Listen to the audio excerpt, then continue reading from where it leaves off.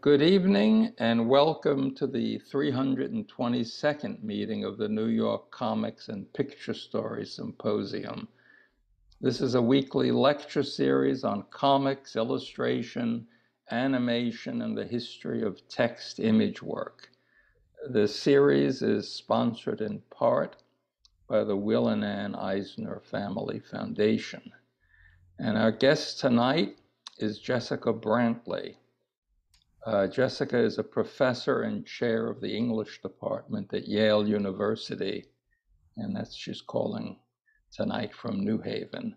Her first book, Reading in the Wilderness, Private Devotion and Public Performance in Late Medieval England from 2007, is where I discovered her work. And this is a book that looks at a highly complex text image, 15th century miscellany that has connections between text and image that are very unusual, sort of almost like some of them are like flow charts, some of them are different kinds of diagrammatic designs, but she, in this book, examines the connection between reading and performance within the solitary monk's cell. And she reimagines the medieval codex as a site where the meanings of images and words are performed both publicly and privately in the act of reading. And I think it has tremendous relevance for people interested in working with text and image. Her other projects and process include, if this is up to date, a forthcoming handbook on medieval manuscripts and literary forms, and a monograph provisionally entitled The Medieval Image Text, A Literary History of the Book of Hours. And her talk tonight, which you can see up there, is Elephant and Castle and Reynard the Fox, Media Consciousness in a Late Medieval Prayer Book. So take it away, and thanks for coming. Well, thank you, Ben, for that very kind introduction. It's always wonderful to know that someone has read and really understood one's work, and so I appreciate knowing that Reading in the Wilderness has meant something to you. And also, I just received proofs for the forthcoming book on manuscripts and literary forms, and so I can say that is indeed forthcoming. The talk tonight is bits and pieces from the other project that Ben mentioned, which is a project on the Book of Hours as a form of late medieval prayer book that was extremely widespread and very popular, but also, interestingly, heavily illustrated. So it's a form that really exists as an image text, as a combination of the two media. So I want to thank you again for this invitation. It was planned before the pandemic. The event was planned before the pandemic, so it's been a really long time in coming. And I'm really glad to be finally talking with you all, if only over Zoom. During this time, I've watched the email notices of your events in the symposium come through my inbox, and I've realized how different my subject is likely to be from a lot of the subjects that you hear about, the ones you usually address. And yet, I understand the point of the invitation, and I'm very honored by it, because medieval art is particularly concerned with narrative images and picture stories, and with combinations of text and image in many different guises. And so I hope that my research, which addresses the complex relations between text and image in medieval manuscripts, can perhaps offer points of connection to other kinds of image text work, and I'm really looking forward to the conversation that we'll have.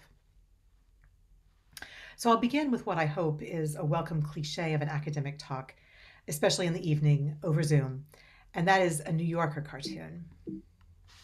Oh, but can I advance my, yes, there we go. Published in 1995 by Bruce Eric Kaplan, or BEK, the image features two little girls discussing their reading over the following caption: You know, it's a picture book. Needless to say, it doesn't have a lot of narrative scope. BEK's joke, characteristically, turns on the displacement of over-sophisticated metropolitan conversation into revealingly inappropriate contexts, groups of animals, or in this case children, who mimic adult critical gestures as they seek to understand childhood objects. It's funny. But the critical gestures on display here are also interesting, for they reveal an assumption that runs deep in modern aesthetics, the assumption that pictures and narrative are incompatible, and more precisely, that pictures are not up to the job of representing narrative. Now, obviously, given the ongoing focus of this symposium, this is on one level an absurdity. Artists frequently and imaginatively and brilliantly represent stories and narratives through the medium of images. And yet, on another level, this critical assumption reveals a truism. In any particular case, there are certain details of narrative necessarily conveyed by textual means, either by presumed prior knowledge of a text or by accompanying words such as captions. In a spirit of perversity, then, and in defense of comics and medieval art as well as children's fiction, I propose to take up the subject of pictorial narrative itself, those images that explicitly seek to represent stories, to offer narrative scope, and in so doing, to take over the historical functions of the verbal arts. The very concept of pictorial narrative raises a number of general questions about the relationship of images to texts as a kind of wider question that we might pose. How do narrative pictures differ from other kinds of narrative related in words? How do such pictures differ from other kinds of imagery? Upon closer inspection, the term itself, pictorial narrative, is potentially quite rich with ambiguity. It's most often used to describe the mode of visual representation reminiscent of a comic strip. Here, for example, one that uses images and words in sequence, rather than words alone, to relate a series of events, a history. But although pictorial narrative most often describes storytelling images, the phrase might just as well, if not even more appositely, mean the inverse.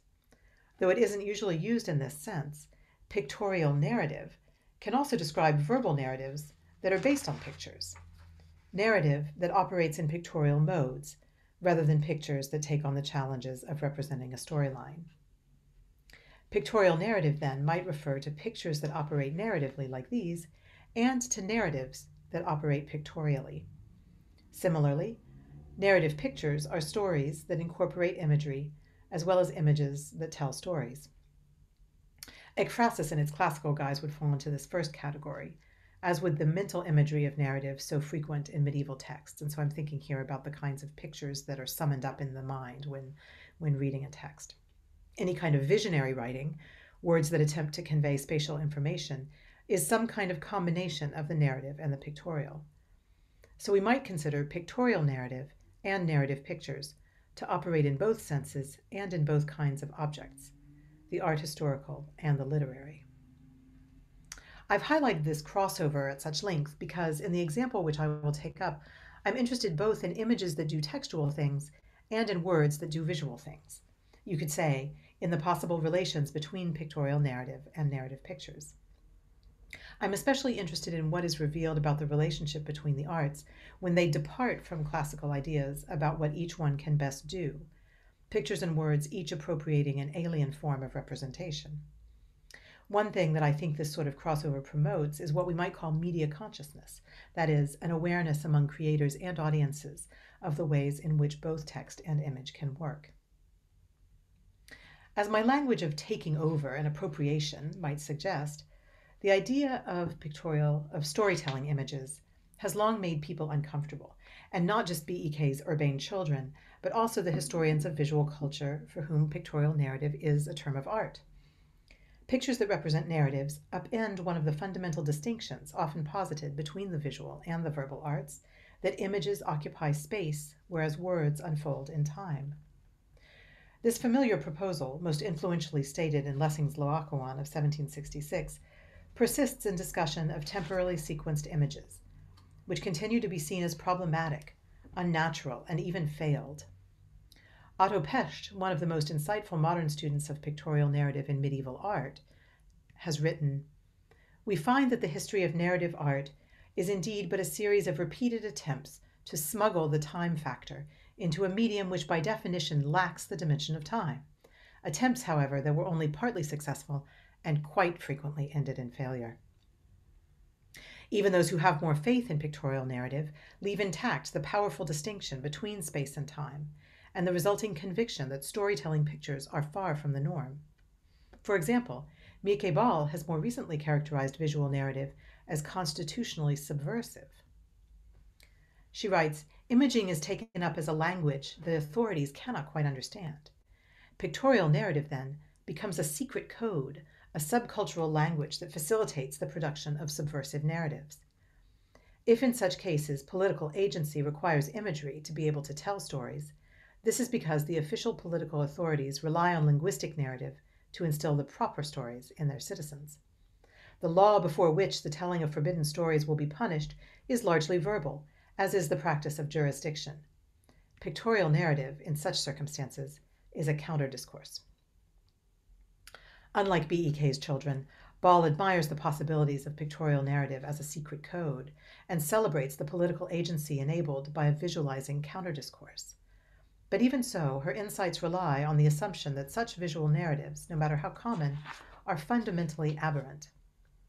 Pesch, too, makes efforts to rehabilitate his failed pictorial images, not by claiming an oppositional energy for them, but rather by linking them to another more familiar mixed art form, namely the theater.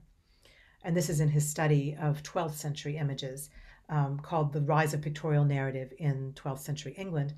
There he claims that the combination of visual signals into a continuous story announces the influence of dramatic art, or theater, on manuscript painting.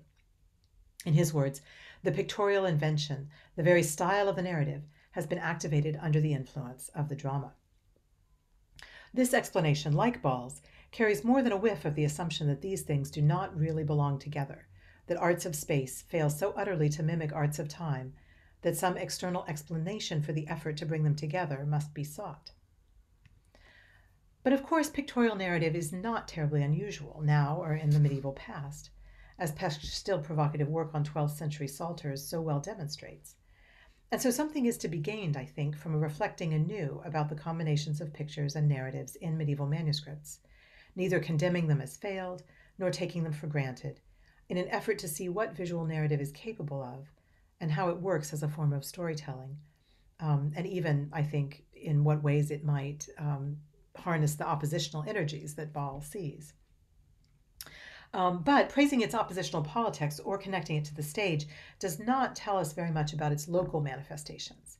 It does not get us out of the problem of understanding those local manifestations in their own terms.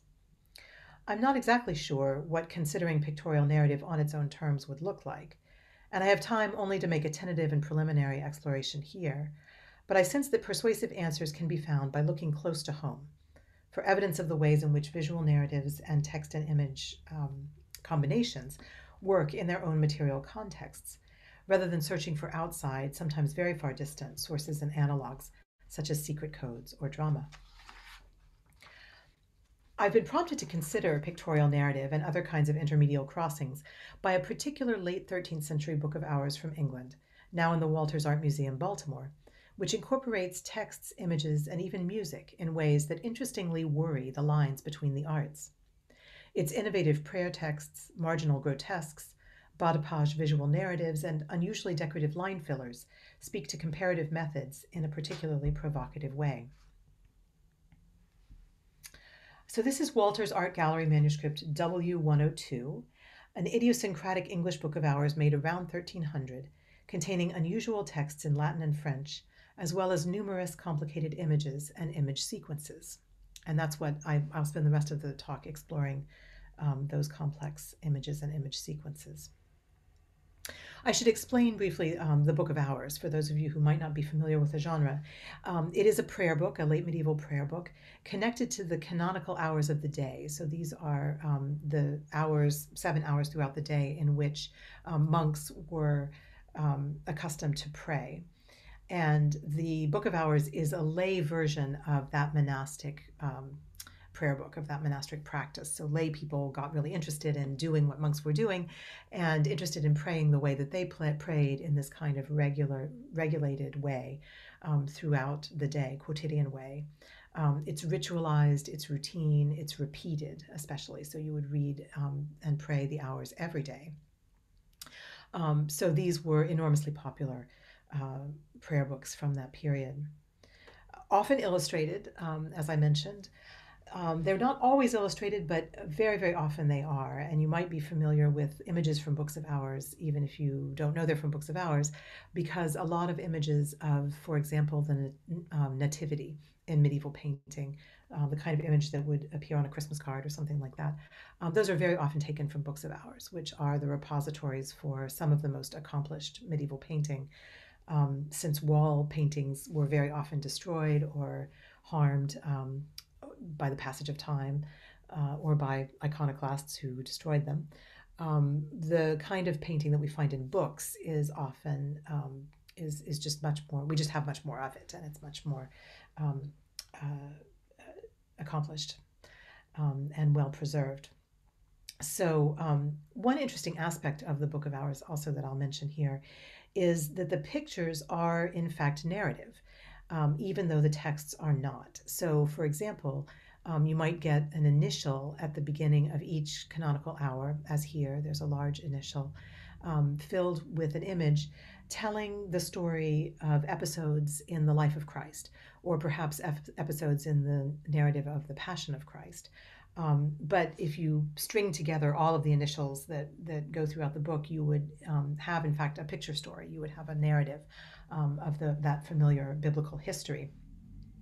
And here, for example, you can see, I think I have a detail of this, that the image is indeed a scene from the life of Christ.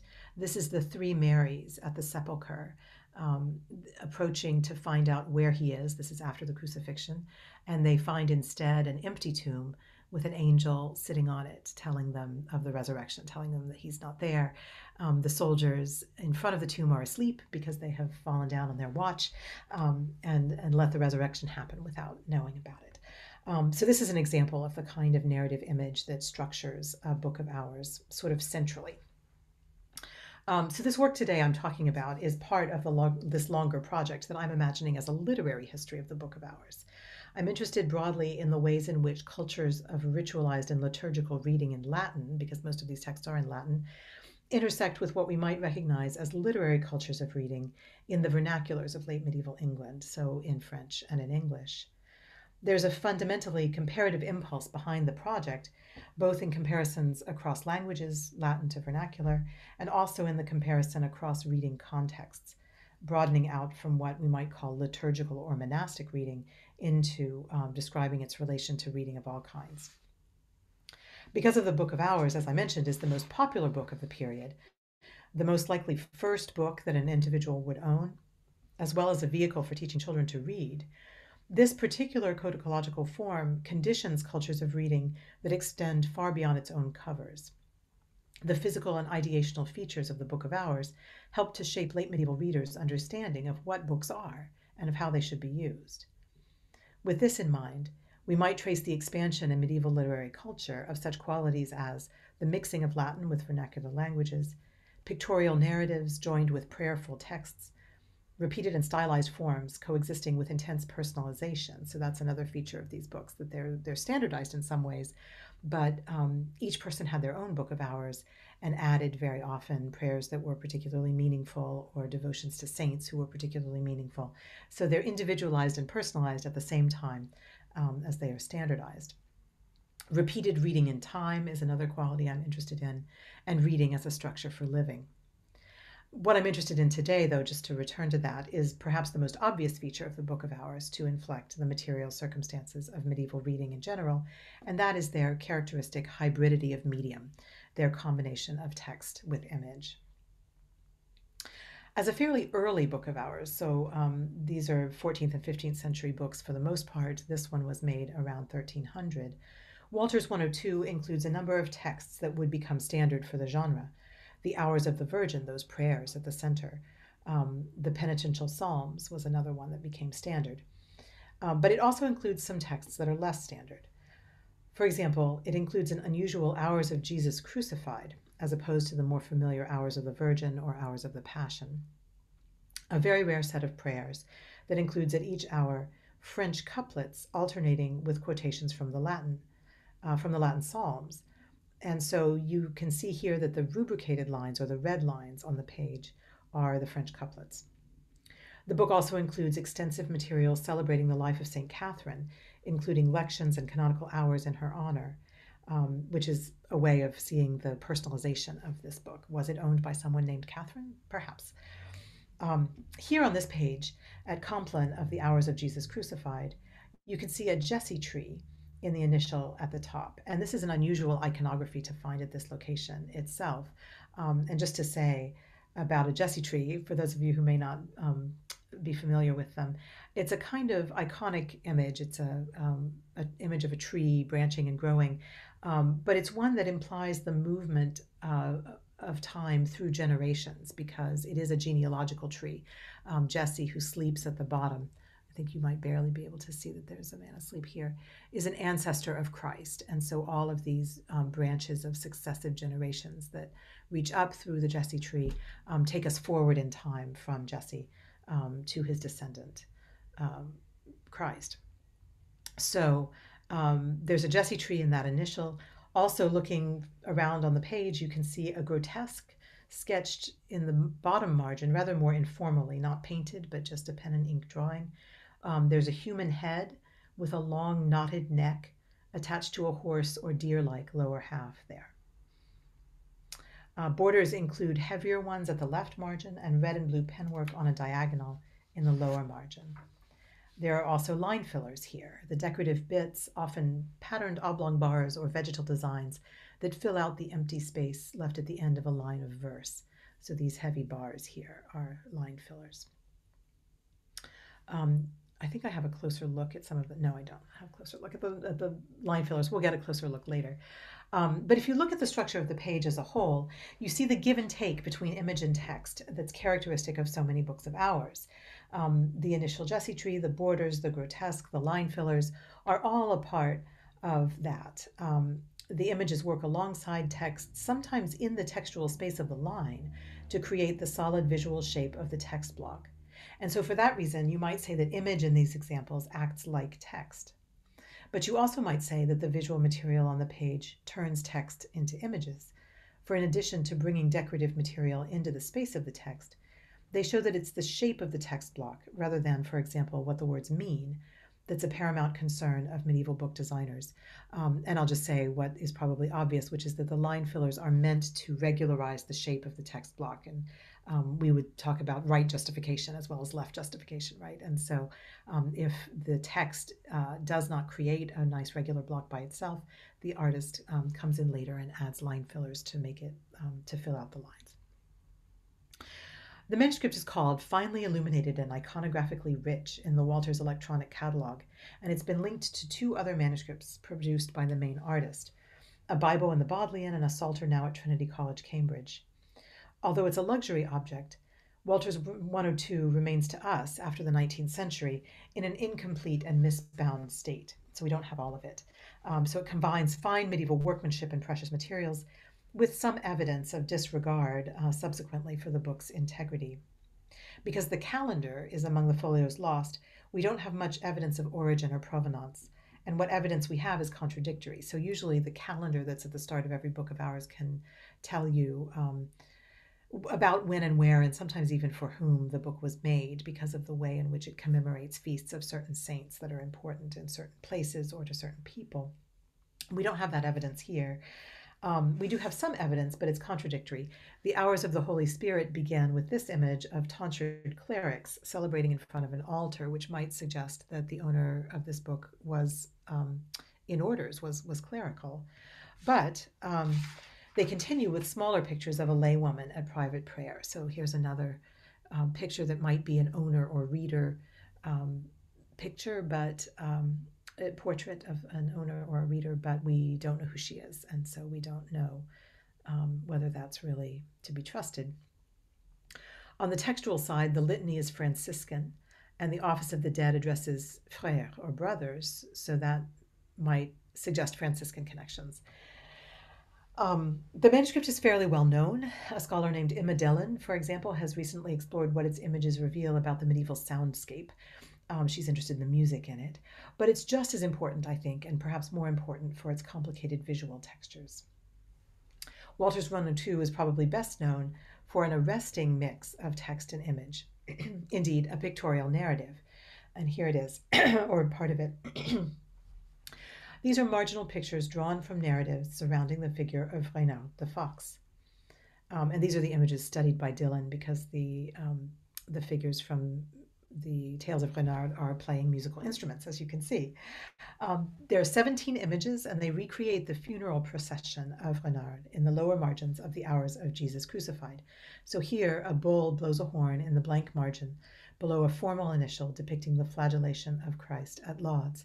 And just to make the point again, that the formal initial itself has a narrative charge because this scene summons up the narrative of Christ's Passion by giving us one episode within that narrative.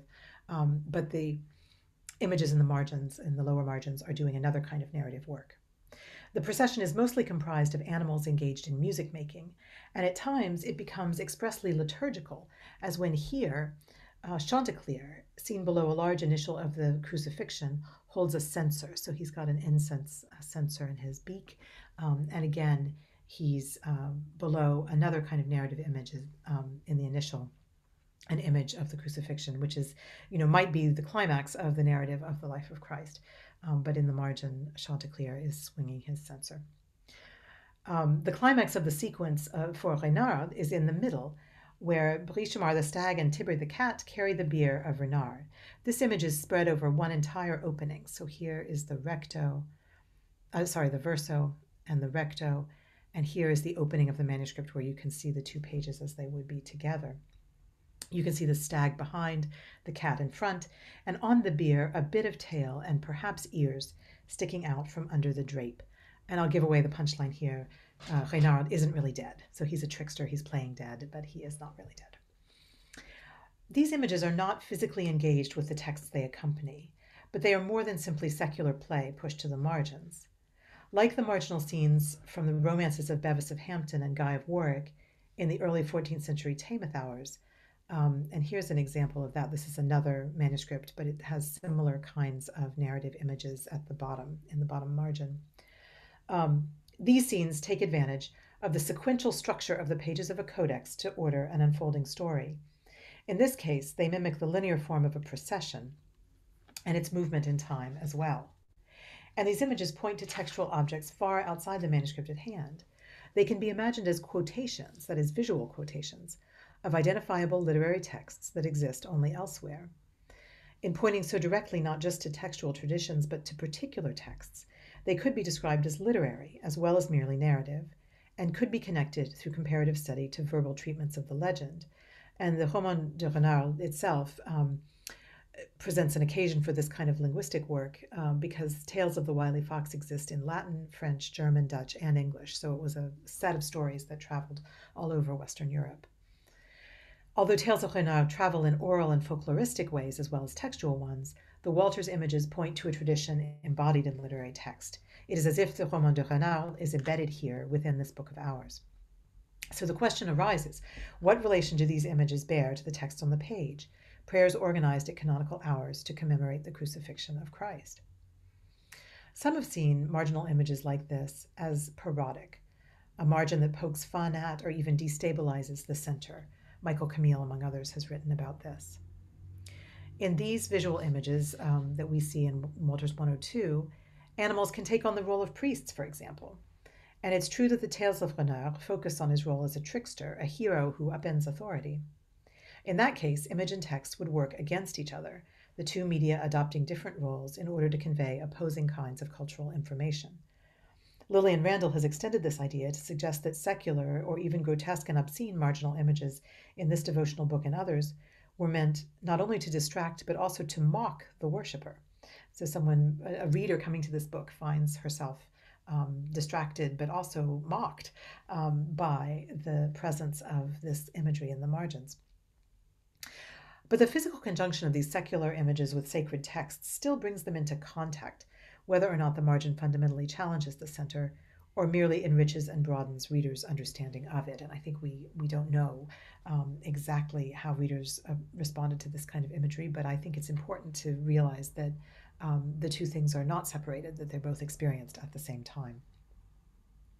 Although Reynard presents an obvious and interesting occasion for thinking about the interactions of image and text, I'm equally, perhaps more interested in what we can learn from the more humble images on this page.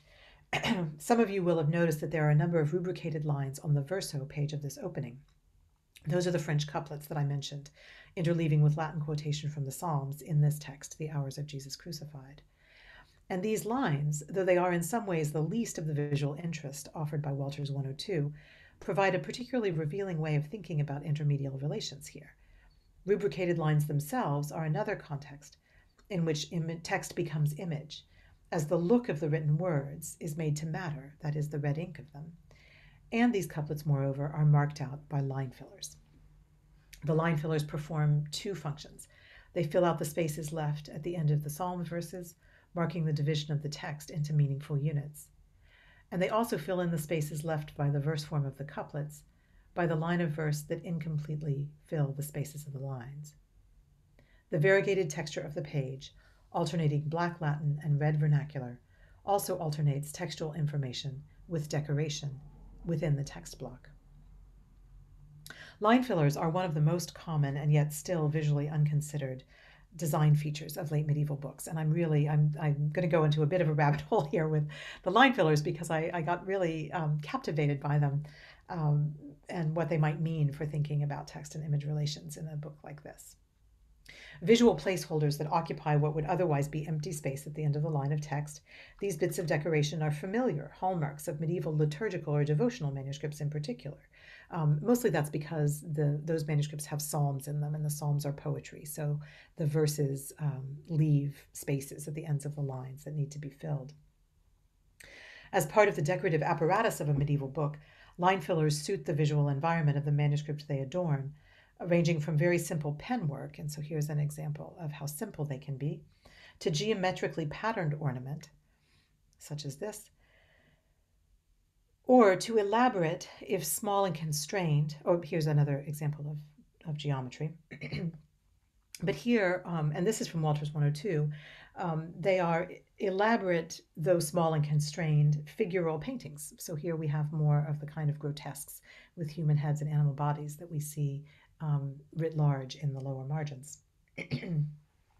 Fundamentally an oblong block of color, more decorative line fillers like these, as you can see, end in a face or another representational figure. Nigel Morgan has traced the origin and development of these forms in the 13th century, from which all of these examples come, and pointed towards their prominence in the 14th and 15th centuries. Something about these additions solves a problem for the designers of the medieval page. They regularize the text block, justifying the right margin to create a symmetrical and rectangular shape. They also fill space that could otherwise be empty, perhaps reinforcing the Gothic aesthetic that seeks density of ornament rather than open space. They play a textual role, or they play a role in the text, and yet they also assert the rights of the image to the space of the text block, offering an opportunity to explore the interdependence of medieval text and image in an intriguingly structural way. Line fillers are images that serve to elucidate the structure of the text they accompany, and yet they reveal that one of the text's most fundamental properties is visual. These decorative additions shape the text block to look complete, to take on an orderly, regular form. Line fillers offer opportunities for visual expression, but they also use the visual to mark the textual, whether for reading out loud, or elucidating grammatical and intellectual structures, or for illuminating literary form. But although line fillers do just that, they fill the empty space in the lines of the text block, they sometimes also do more. Revisiting the page that we just saw from the 13th century Psalter, it's clear that the geometric forms in the line fillers are echoed in the shapes filling the right margin. A second page from that Psalter shows the line fillers exceeding the text block, as they would seem to regularize, growing into the edges of the page, turning into elaborate marginal designs. The famous Hours of Jeanne d'Evreux, this is at the Met, you may have seen it, provide another example of how line fillers can explode into the margins, transforming themselves into the grisaille figures on the right and quite literally connecting to the images in the margins and elsewhere on the page. Although it might seem that line fillers would be constrained by the text block they're employed to regularize, in cases such as these, they reach beyond it to associate the look of the textual space with the other images on the page. In some cases, rather than escaping into the margins, the line fillers expand their pictorial space within the text block itself. Here's another manuscript from the Walters Art Museum, in this case W37, quite a small book of hours made around 1300, again, for a woman, perhaps a Beguine, living near Liège. The manuscript is heavily illustrated, including 14 full-page scenes from the life of Christ and hundreds of illuminated initials. And even its most modest line fillers are interesting. They include geometric and floral designs, as well as birds or beasts, as you can see here at the start of the litany, where a number of small line fillers take the shape of dragons. You can see that the animals assume the proportions of the textual lines, long and narrow. They fit themselves into the spaces where they are needed. The artist had only a few dragon templates, which he repeated in different colors. And perhaps it was the needs of his models that led him on another page to expand the reach of his dragons. Instead of remaining securely within the line, where they have the space to do so, these small line fillers occupy 2 lines or more. Here you can see that the dragons beside the names Gabriel and Raphael, Jacob and Philippe, needed more space. Paul got one of the narrow 1-line dragons. Here's another example of both 1-line and 2-line creatures. The 2-line dragons may have come from another exemplar, but even if this is so, they show this artist's willingness to expand the pictorial space beyond the constraints imposed upon it by the ruled lines of text.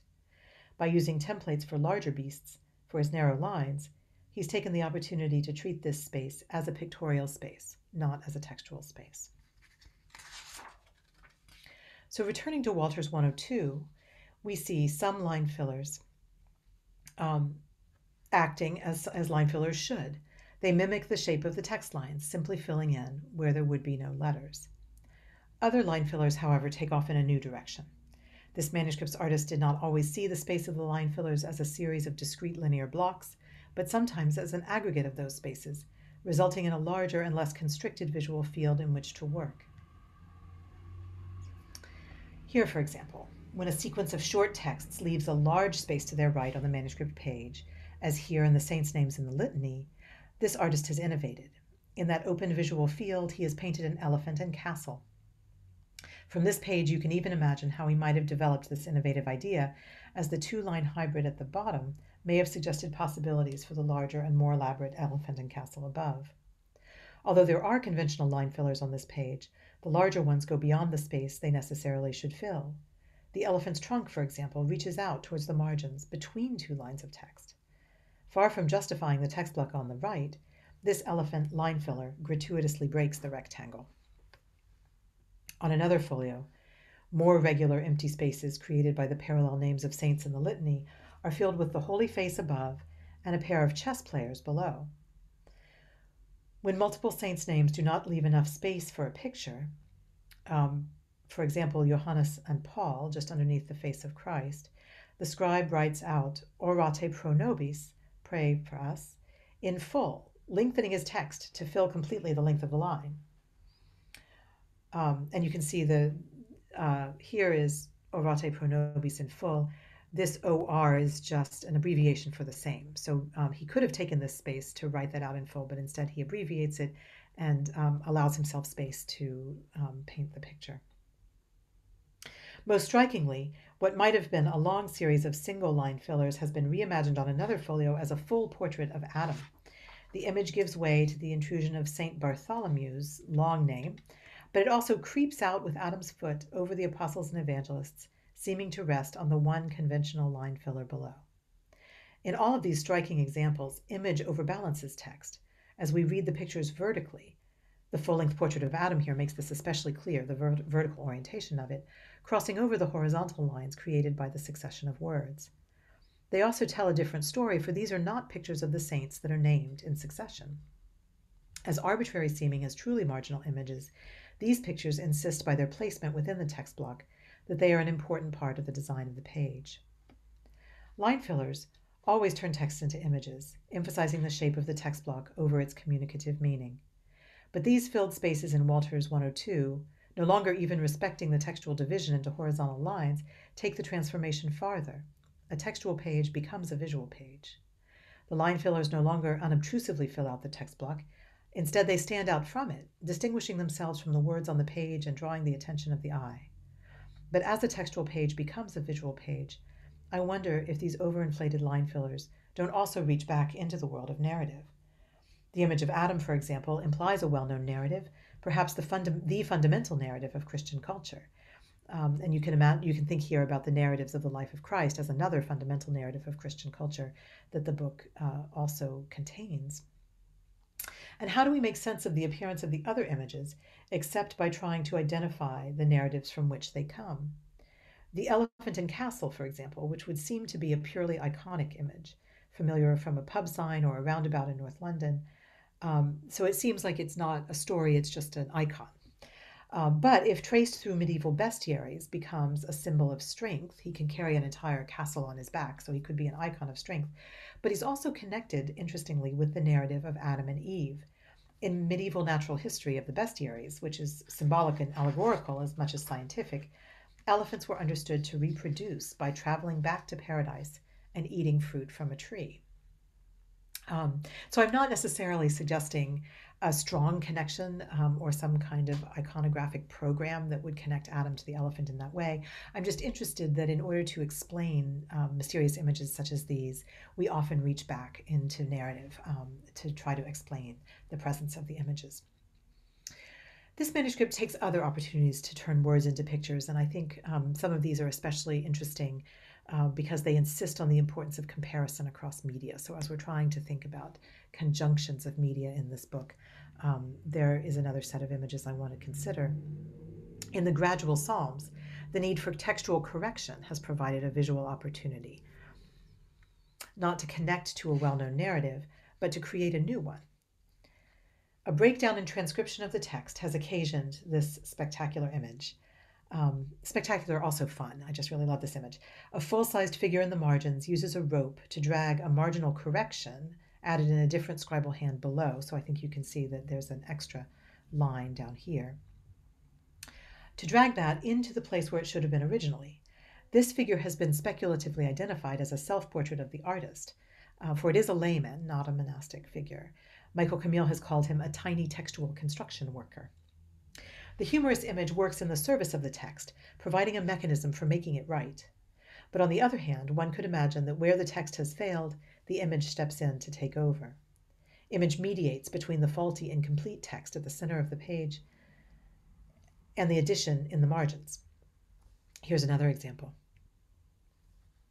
A small figure at the upper left uses the penwork surrounding the initial of the added verse to drag it down into place. So again, that verse at the top has been added later.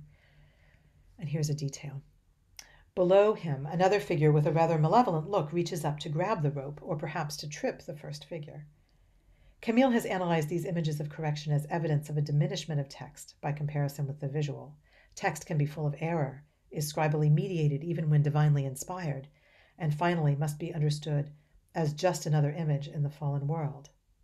Whether this is true or not, the images do announce and joke about the constructedness and manufacture of the visible texts on the manuscript page. That is, they're very self-conscious about the way in which they were created. They exemplify media consciousness, in other words. And so I'm very interested in these images where you see medieval scribes and artists thinking about the relationship between those two media. And I'll conclude just by saying that John Guillory proposed some time ago that the early modern period was the genesis of the media concept. He was thinking about the media concept as marked by vocabulary that shows an awareness of differences among media and the different capacities of media. But even here, I think there is an argument for the Middle Ages as the genesis of the media concept. Chaucer, for example, uses the word medium in his treatise on the astrolabe to mean something like what we mean, a kind of a basis for communication. Whether material or not. But I think it's really not in the vocabulary of medieval artists and writers, but in their practice that we can see medieval artists understanding the range of media available to them and also how to deploy them differentially in order to explore their different capacities. So that's why I'm thinking about media consciousness in a context like this, hoping to understand it better by putting all the pieces together. So I'll stop there, but again, as I said before, I very much look forward to our conversation. And I'll stop Okay, thank you. my presentation there. We go to a gallery. Hi, so we can see everybody. Hi. Thanks. So yeah, if you have any questions or comments, you can just put your name in the chat or unmute yourself and you can ask them. I mean, I have some questions. Thinking about this seems like this friendly or egoless collaboration between the scribe and the illustrator, if they are two different hands, which I assume I don't know if that's absolutely certain, but looking at Probably, yeah. Later illustrated text, there's a complete competition of the illustrator upstaging the writer. And that's, the history of Dickens and all of his illustrators and everyone else except for the few writers who could illustrate their own books. It was this horrible competition until I think they were driven out. They were just considered distorting the text. So here you have what seems like such a, I mean, I don't know what the how they felt, a scribe felt about somebody filling in these lines with these strange little images, what it meant.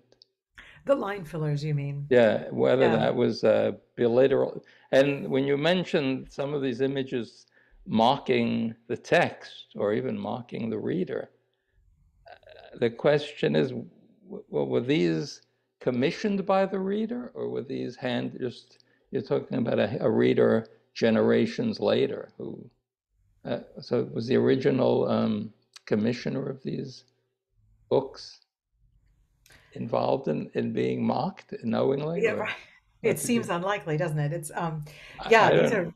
really interesting questions. I mean, I think you can see evidence of competition in some of the places that you're saying. So yes, if you think that the margins, the grotesques and the margins or the secular margins are at odds with what's going on in the center, then it might be a mocking of the text by the artist. But remember that there's also an artist narrating the life of Christ in the center, and so it might be a play of image against image rather than image against text. In that situation. And then I think that Michael Camille reads the little construction workers yanking the flawed text back into place as a kind of I don't know, snarkiness of the artist vis-a-vis the scribe. You made a mistake, I have to fix it for you. Words are fallible, but here I come along to fix it with pictures. And I think that's quite possible, But I also, I guess I see it in the context of everything else. It seems to me that it's possible also to see it in a more collaborative sense, and there are lots of other cases where we can see artists, for example, picking up on puns in the central text and then illustrating the puns.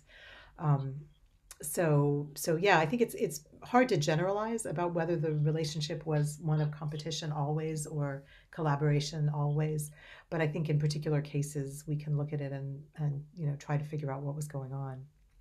Right. There's a question from Deb. You can unmute yourself, I think. Hello. Hi. Hi. I wanted to know if the artist would have been literate. Oh, that's a very good question. And there's another question lurking in it, which is what is literate for the Middle Ages? So, Yeah. does someone know English and maybe can write and read English but not write it? Maybe somebody knows English and can even read and write it but doesn't know Latin.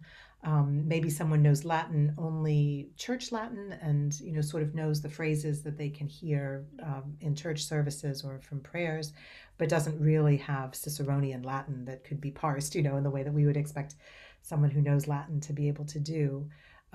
So I think, there's a big, big gray area in medieval literacy where I think a lot of people existed in a kind of, um, an uncertain space where they understood some things, but not all things.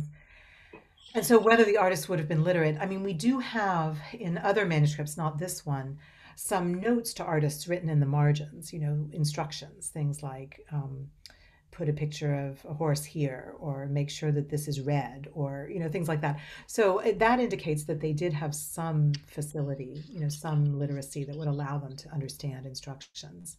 But again, I think, you know, uh, we know so little about who the artists were in any particular case. Were they monks working in scriptoria? In that case, they were literate. Were they professional bookmakers working in a shop and producing books for patrons? In that case, maybe yes, maybe no. Um, I guess I'm not really answering the question, except to point out that there's so much that we don't know about cultures of medieval bookmaking still, and have to guess about. Right. Okay. But would you say there was a hierarchy that the writer started and the image fills in, or is it sometimes the other way around, where the artist gets to design the page and the text is the Oh, filler? that's a great question. No, I mean we do think that it was almost always written first and then illustrated. But the page could have been designed before the scribe even came along.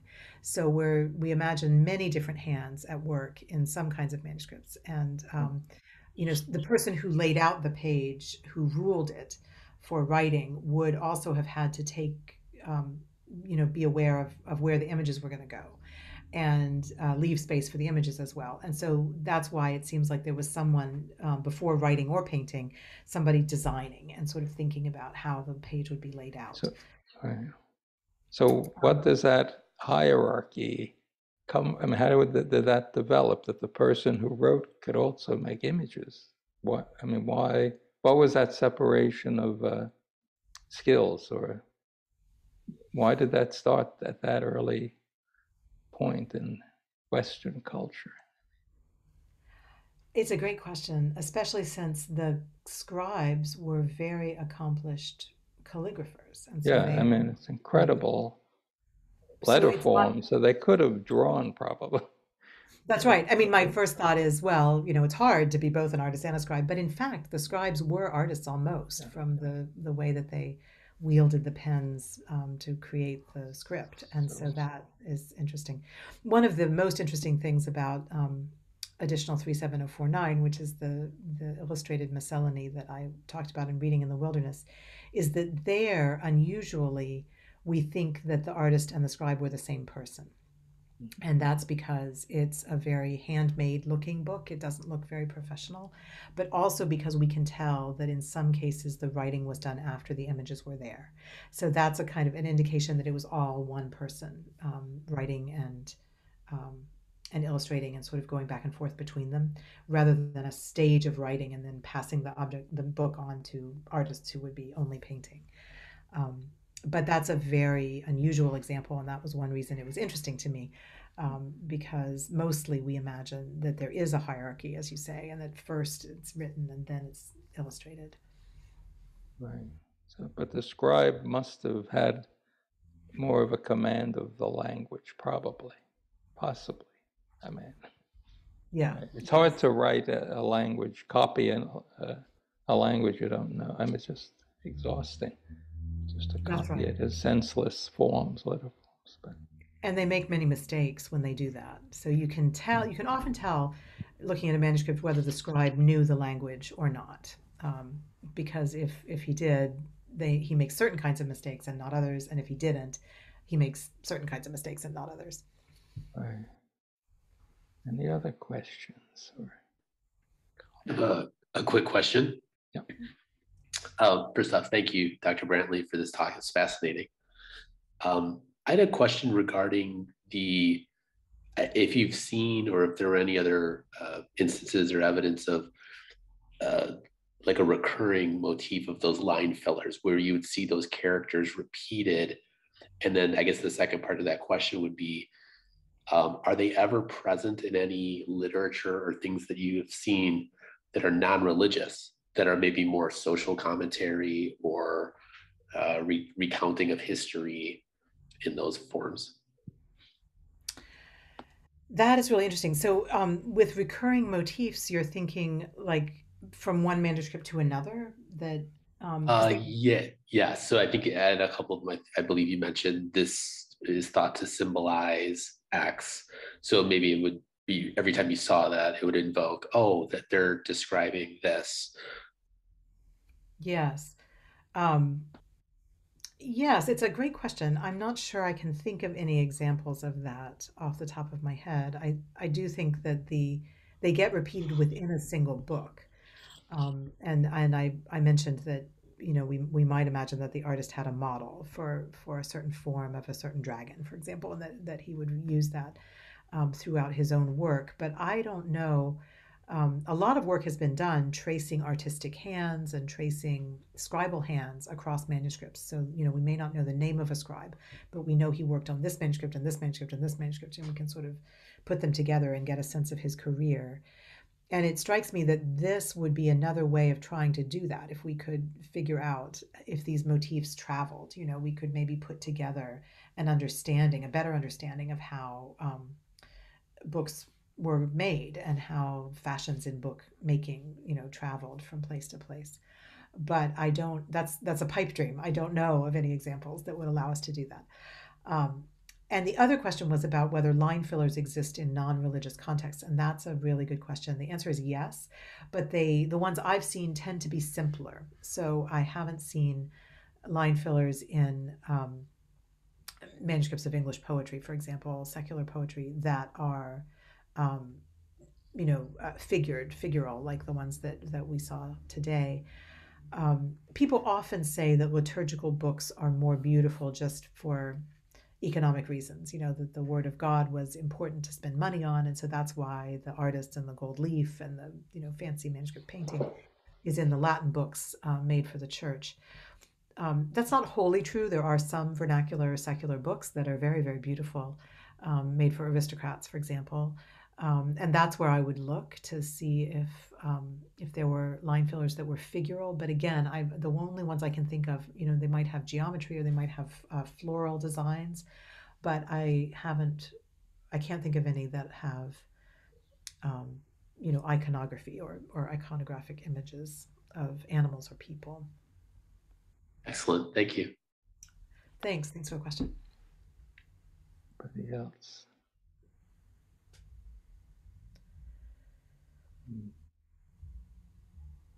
So do we know how many hands this book went through? You said the provenance is unknown, is not well known. How many people actually saw this book back when it was in those years? That is a great question too. Yeah. It's the early part of the provenance that is murky.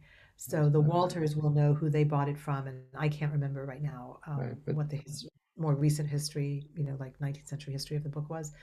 But I think we don't have anything for several hundred years. We just don't know. Like I said before, books of hours are typically very personal, and so we tend to think of them as being owned by one person rather than corporately owned by a monastic library or a university library or something like that. We often see that they are passed down in wills. Somebody will leave a book of hours to their child or to their friend. And it's very hard, though, to connect those wills to actual books. So we don't, we know that there was a culture of leaving books of hours and wills. We don't know which books were left to which people because it's very hard to identify the particular book from the evidence in the will. But I think probably not very many people saw it, which is, an interesting thing about all medieval books, right? Is that usually the readership wasn't very big. It's a unique object and it doesn't travel very far. So probably we're not talking about a huge readership. Right. So, any other questions? Oh, there's a question. I have a question. Yes, go ahead, sure. Now, my question is informed by what might be actually a poor understanding of how, what I understand to be some of the critical conversation around, ambivalence in, America about, each time there's a kind of introduction to a new medium, there is great ambivalence about like what that is going to do and like releasing imagination without it being controlled. I wonder, is it fair to consider this and the dynamics between word and image is sort of preoccupied with a similar kind of thing where it's at once trying to get people to think but not release them too much about thinking and trying to really kind of devote them to the page and to the sort of the while on the other hand, I guess I wonder if you see sort of a predominance of that, but at the same time I guess some of the ones where you show where they're like literally the mechanics of keeping the guy, the architect of the line, like attaching him in some of those later ones, that would be, that's kind of an outlier, would you say? I'm just trying to sort of understand, I don't know, also linked to some of the conversations now is, the stuff about cognitive theory and how, and the way in which, they now talk about the optimal mixing of images and words because, so they're mutual reinforcing, but at the same time, not repeating too much of the same information, if that makes any sense. Yes. Yeah. That's very interesting. So yes, many genres, as they come along, genres and art forms are suspect, right? And people worry that it's going to change the way we think in nefarious ways to read novels, for example. Novels were really challenging when they first arrived. Comics obviously have theater, movies, literally everything, right? Digital spaces, reading in digital spaces. Yeah, right. And so that kind of resistance to the new, I guess the question is, does that resistance attach to imagery in the medieval period? Or do you see that's sort of that struggle, or do you understand that this merging or attempt to sort of find the optimal way of bringing together picture and word is also meant to kind of keep people's attention there? I don't know, rather than, or I don't know if the additional examples you've seen, I don't know, or seem to have that kind of preoccupation or not particularly. It's interesting because, one of the things people always point to when they think about medieval art and text is Gregory the Great, who said that images were the books of the illiterate, basically. I'm summarizing, but that idea that, and now we're circling back to the first question about whether the artist would have been literate and what is literacy, that idea that images were lesser and were for the people who could not read, and that they, a lot of other conversation and discourse about that analysis of images in the period says, well, they're good because they're more emotional, for example, right? You can convey emotion. They're good for children. They're good for the people who can't read. They're good for, you when you're starting out to try to understand things. They're good because they help you remember things. They're powerful memory tools. And they're also good at drumming up emotion.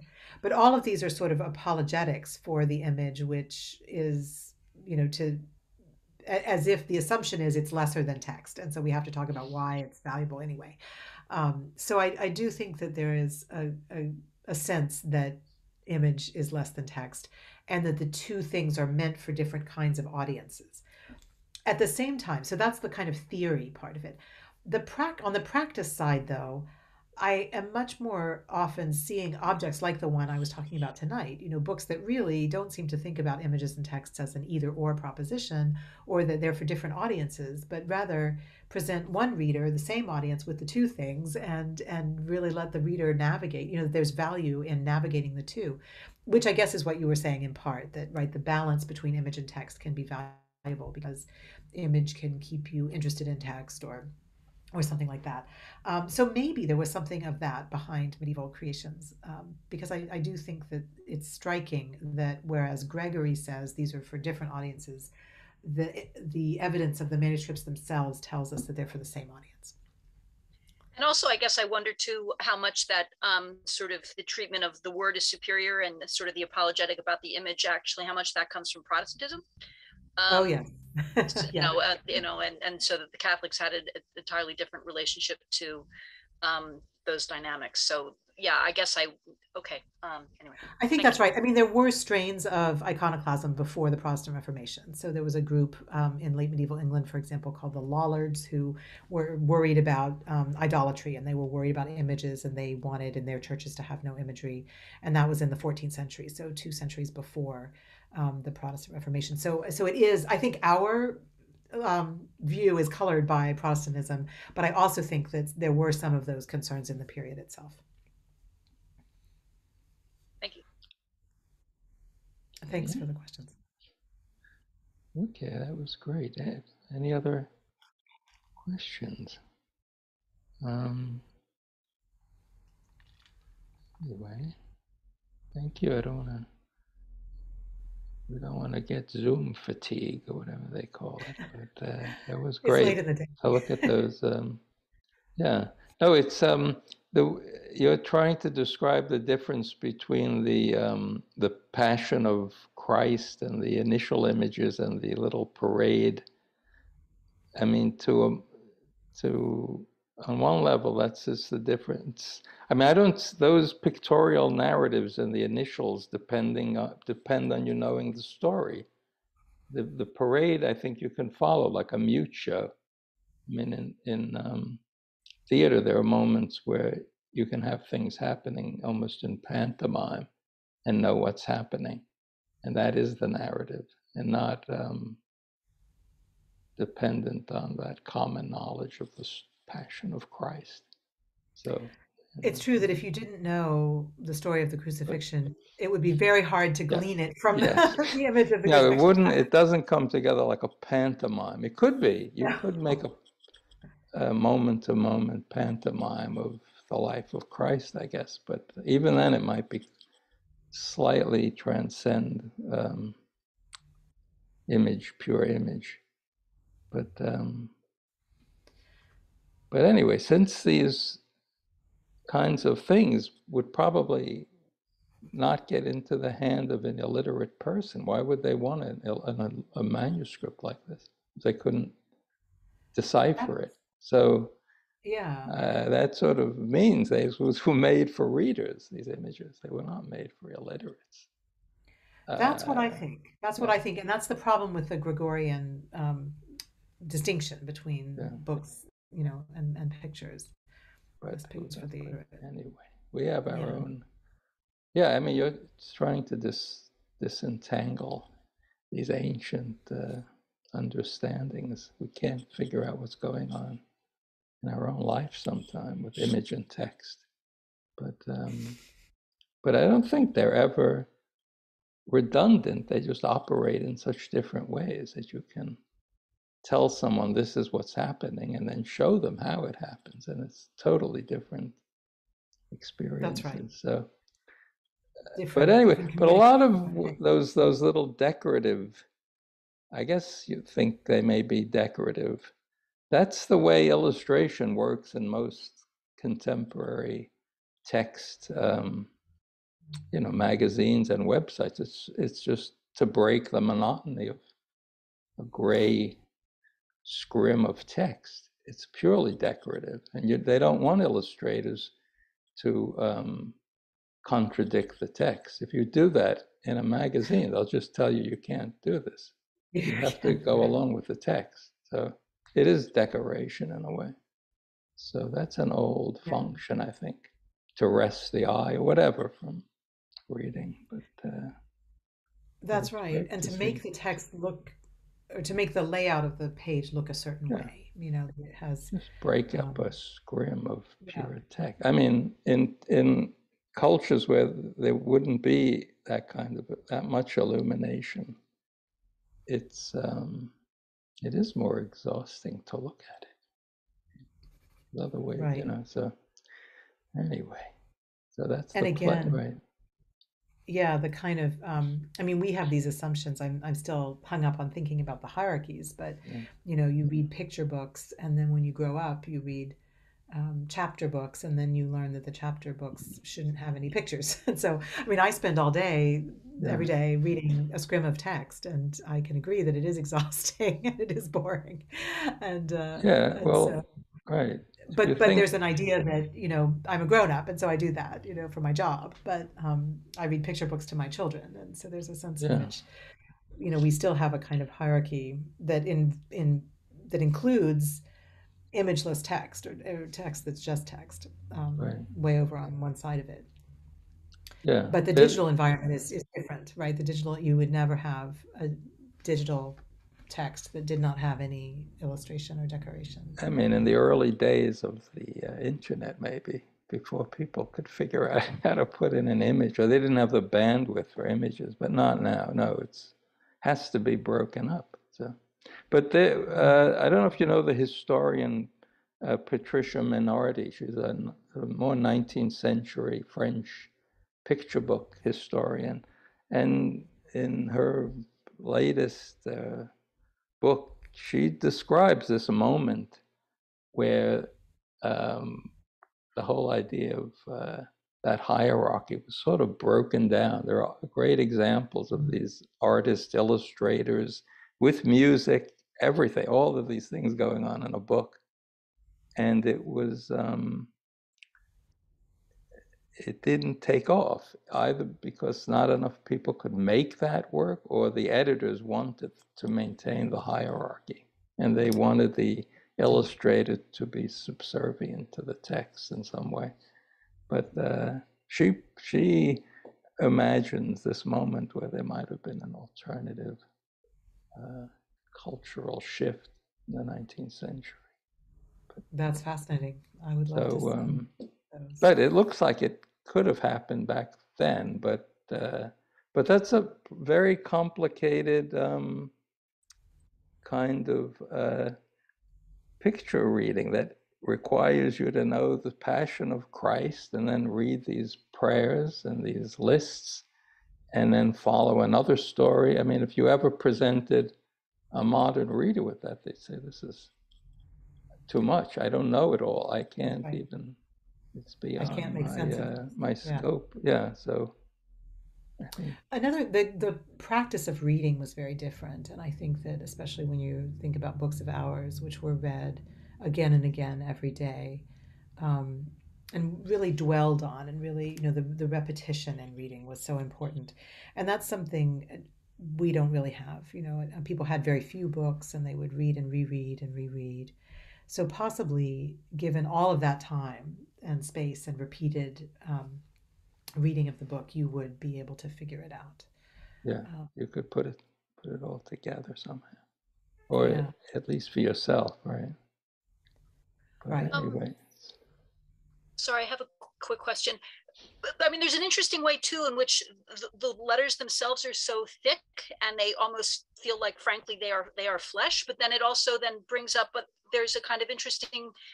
And something I've seen in the work you were showing tonight that I don't think, I mean, I'm hardly an expert in the Book of Hours, but that kind of long tail, that it's kind of a straight line.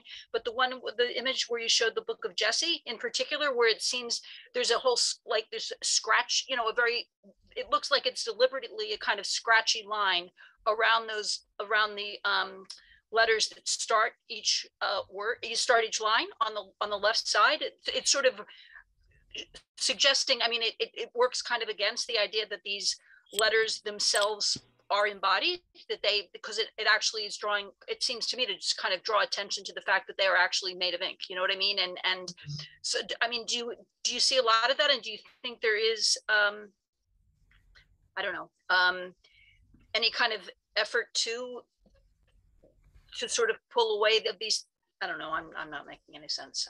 I just think it's interesting, the kind of different, you know, the sort of different kind of weight these things have, and the suggestions, the different kinds of lines and thickness of lines, the way they suggest different kinds of materiality, not only about what they look like, but what they might represent. I don't know. So. Yes, I love that idea. But I'd have to think more about it. I think you're talking about the what I would call pen work surrounding the letters, Yes, and then sorry, also that's on a that much better. Yeah. diagonal. So it's red and blue, and that is very often, it's a feature of English books to have that kind of alternating red and blue pen work. But the point you're making is really interesting. That the letter itself is different. You know, it's made with black ink and it's thicker and maybe somehow fuller and more embodied seeming. Sometimes, of I course, mean, the if you letters go are. back to if you go Yeah. back to the image you have with the tree, the line fillers with the Jesse tree, I mean, Yes. the way in which the outlines of that, those, the letters starting those lines on the, you know, on the left margin, I mean, there's a lot of line work outside the kind of thickness of, you know, the, you know, of, I don't know, it just seems interesting the way it's, it, you know, and one doesn't see it for things later in that line, for example. So it seems to suggest they're actually trying to bring your attention. I mean, there seems less kind of solidity and more attention given to its you know, it's being made of ink rather than, I don't know, something more solid. I don't know. Because of the scratchy lines, the pen work. Exactly. Yeah. Yeah, yeah, yeah. It's interesting. I mean, there's so many levels of to disentangle, because the scribe is writing with black ink, and that's just a pen, you know, with a wide nib and black ink. The little initials that are blue and gold are painted. And of course, the gold leaf is attached by an entirely different process. You know, a sticky substance is put down, and then a very, very thin sheet of gold is put on top and rubbed. And but then the blue, it's blue and gold alternating, and the blue is painted, and then the gold leaf, and then there is pen work with red and blue ink, but very, very, very thin, fine, delicate lines Right. surrounding those letters, and then going down into the margin. So yeah, there are just many, many levels of attention and levels of, you know, oscillation between writing and painting, I think, right? Because the ink is about writing, and the paint is, and the gold leaf is about painting. And so I think the letters are kind of moving in between those two activities and those two spaces. And I like your suggestion that maybe that tells us something about the letters themselves, you know, and how we're supposed to understand them. It's really complicated, it turns out. Thank you. Thank you. That was great.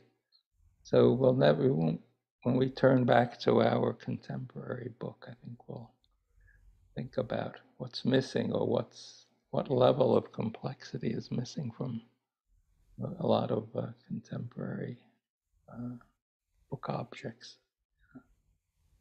I think that's one thing I always come away with. But thank you. There are no other questions. Thanks for. Well, thank you. It was a real pleasure.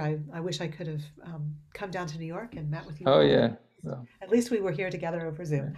Next time. Next when your book is out, right? Maybe When we'll my do book is out. something. Okay. Okay.